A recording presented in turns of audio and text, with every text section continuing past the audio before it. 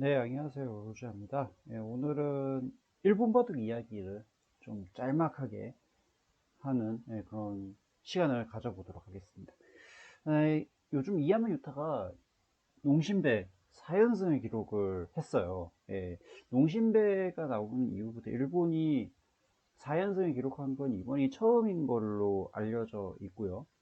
좀 더 넓게 보면은 그 농심 신라면배 전신이 진로배였거든요. 네. 진로배에서 그 사연스한 기사가 있었어요. 누구냐면 미야자와 고로 구단이라는 그분이 계셨는데 그분이 일본 대표로 나와서 4연승을 기록한 경력이 있습니다. 그 정도로 상당히 좀 그 이후에 그러니까 아마 그는 한 20년이 넘었을 거예요. 이때 당시. 거의 한 20년 가까이 되지 않았나 생각이 드는데, 그 진로배까지 포함하면 무려 한 20여 년 만에 4연승의 기록을 한 겁니다. 음, 그래서 살짝 좀 그것에 대한 저만의 생각을 좀 말씀을 드리려고 해요. 일단, 그 이야마 유타가 지금 이긴 기사가, 어, 판팅위, 중국에는 판팅위 리친청이라는 기사를 꺾고, 대한민국에서는 신민준 변상일을 꺾고, 이렇게 거둔 승리가 4승이거든요. 물론 이게 승리 수당도 있고, 뭐, 여러 가지 영향이 있었겠지만, 4연승을 기록한 기사들입니다. 사실 중국 내나 한국 내에서 굉장히 내로라하는 기사들을 상대로 이긴 거예요. 물론 뭐 변상희 선수야 뭐 국내 기자는 잘하지만 국제 기자는 거의 뭐좀 성과 실적이 별로 없기 때문에 뭐 그렇다고 선 치더라도 굉장히 좀 만만치 않은 기사들이거든요. 그 기사들을 상대로 이겼다라는 점에서는 상당히 좀 이야마 유타의 입장에서는 좀 웃어주는 그런 모습인데요. 이게 한편으로는 저는 좀 약간 다르게 생각을 하는 부분이 여러 가지가 좀 있는데, 그 대표적인 게, 그, 일본 기자는 여전히 이야마 유타 말고는 믿을만한 기사가 없다라는 것을 여실히 좀 보여주는 게 아닌가 싶어요. 지금 보시면 이야마 유타가 웃으면서 복귀하는 그런 모습이 보이고 있고요. 음, 지금 보이는 신민준 선수의 모습이 보이고는 있습니다만은, 음, 지금 제가 한번 보니까 일본 바둑이 부활을 했다라고 생각하실지도 모르겠어요. 조금 살아가고 있나? 이렇게 생각하고 있을까? 이런 생각이 좀 드는데, 저는 좀 이런 부분에 대해서는 상당히 반대하는 입장이에요. 왜 그러냐면, 아직까지 4연승을 기록한 것은 이야마 유타였기 때문에 저는 가능하다고 생각하는 게 첫 번째 이유고요. 그 다음에 두 번째 이유는, 아직까지 일본인 기사들 중에서 싹수 있는 기사들이 있냐 하면은, 그것도 사실은 아니거든요. 어떻게 보면은. 예. 그 대표적인 예가 있다면 올해 있었던 신인왕전. 사실 그 이전에도 그랬었지만 좀 여시 드러났던 기전이 신인왕전이랑 히로시마 알루미늄 대 양리전이에요. 이 히로시마 알루미늄 대 양리전도 약간 신인왕전의 느낌과 좀 거의 비슷한데, 어, 2년 연속으로 여자 기사가 우승을 차지를 했어요. 작년에 후시사와리나 그리고 올해는 우에노 아사미가 우승을 했었는데요. 특히 남자 기사들은 비교적 좀 짝수가 없다. 짝수가 있는 남자 기사들이 딱히 좀 보이지 않는다라는 느낌이 좀 들거든요. 어떻게 보면은. 예, 사실 그 이전에도 그려왔었지만, 올해는 좀 더더욱 좀 심각해진 듯한 느낌이 좀 있어요. 시바노 토라바로라든지, 뭐, 쉬자이언이라든지, 이런 기사들이 분명히 있기는 있지만, 여전히 그 이야마 유타에 비해서는 실력에 비해서는 좀 약간 차이가 좀 있거든요. 이치비키오도 저는 좀 마찬가지라고 저는 생각을 하고요.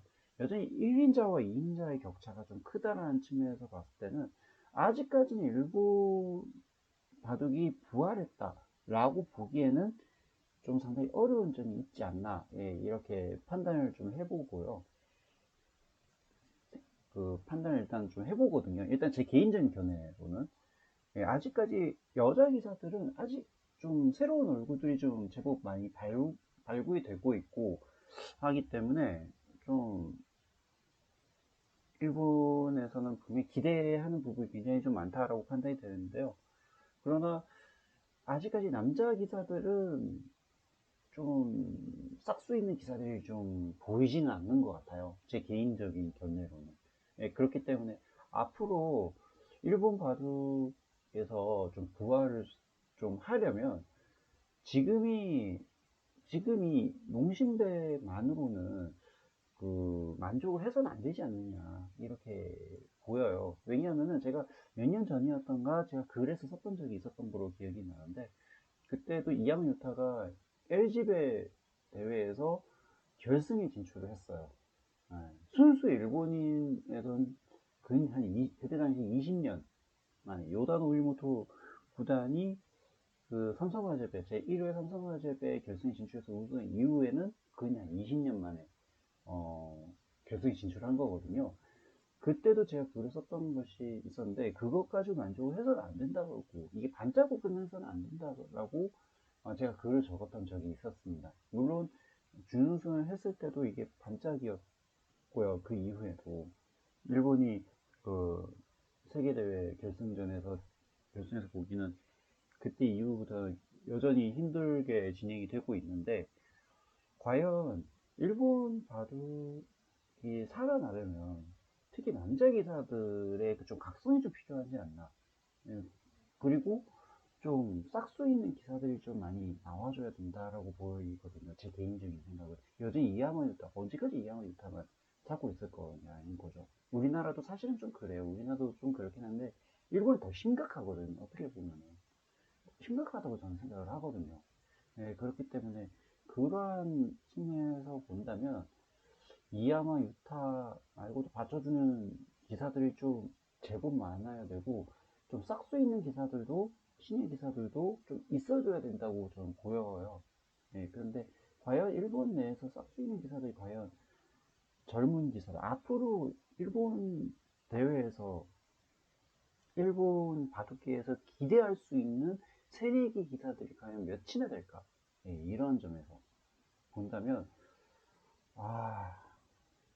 좀 지금도 이게 있는지 또 솔직히 좀 의문이 좀 들기는 하거든요. 그러니까 앞으로 우리나라에서 우리나라도 사실 좀 마찬가지이긴 하지만 일본도 강한 허리층이 좀 있어야 된다라고 봅니다. 아직까지 믿을 만한 기사들이 별로 보이지가 않아요. 예. 만약에 이야마 유타가 농심배에서 졌어요. 3라운드에서 졌어요. 그렇다면은 나머지 일본 기사들이 최종전까지 가가지고 우승을 차지할 수 있을까요? 글쎄요, 저는 그건 저희가 생각했을 때는 불가능하다고 봅니다. 아직까지. 왜? 이치리키로는 아직까지 물론 세계대회에서 좋은 모습을 보여주기는 했지만 100년대 대회에서 바이링배였죠. 바이링배에서 8강에 진출하고 제법 좀 좋은 모습을 보이긴 했지만 아직까지는 유타의 벽을 넘기에는 부족해요. 예, 그리고 명인전에서도 좀 현재 그 최종국까지 가는 끝에 또 패배를 당했었고 그 다음에 또 올해 있는 천원전에서도 고전을 면치 못하고 있는 그런 상태이기 때문에 과연 그 고전을 면치 못하는 부분을 과연 어떤 식으로 만회를 할 것인가 이것이 의문으로 되는 부분이거든요. 그것이 세계대회에도 영향을 미칠 수 있다라고 보여져요. 예. 그리고 물론 위정치도 잘 두기는 하죠. 일본 내에서는 관서기업 소속인데 여전히 상위권에 랭크되어 있는 걸로 알려져 있는데 그럼에도 불구하고 위정치가 국제대회에서는 세계대회에서는 보여준 것이 없어요. 간혹 얘기하자면. 네, 그렇기 때문에 그 위정치의 입장에서는 일본 기사들 중에서는 상당히 떨어진다고 볼 수가 있기 때문에 최종전으로 간다고 하더라도 힘들다고 보여지거든요. 그렇다라고 본다면 이야마 이번에 자연을 거뒀다고 해서 일본이 좀 만족을 해야 될 거는 아닌 것 같고 좀 허리층을 좀 더 두텁게 만들고 싹수 있는 기사들 빨리까지는 아니더라도 제대로 육성을 할 수 있는 그런 기반이 좀 마련해야 되지 않을까라는 생각이 좀 들거든요. 근데 그러한 부분이 일본은 좀 없는 것 같다는 생각이 좀 들어서 그 부분이 좀 아쉽다라고 저는 생각을 합니다. 예, 물론 세키 코타로라는 기사가 조금 요즘 들어서 좀 1위에 오르내리고는 있지만 글쎄요, 어떻게 될지는 저도 잘은 모르겠어요. 예, 하지만 과연 이 세키 코타로가 과연 그 일본 바둑계를 다시 바람을 일으킬 수 있을지는 좀 더 두고 봐야 되지 않을까. 그나마 좀 기대할 수 있는 기사라고 저는 좀 기대하고 있는 싹수 있는 기사라고 저는 생각을 하는데, 물론 그 어떻게 꾸준하게 유지하느냐가 관건이 되긴 하겠지만, 예, 그 부분에 있어서는 세키 코타로가 좀 기대를 해야 되는 부분이 있지 않나 이렇게 보입니다.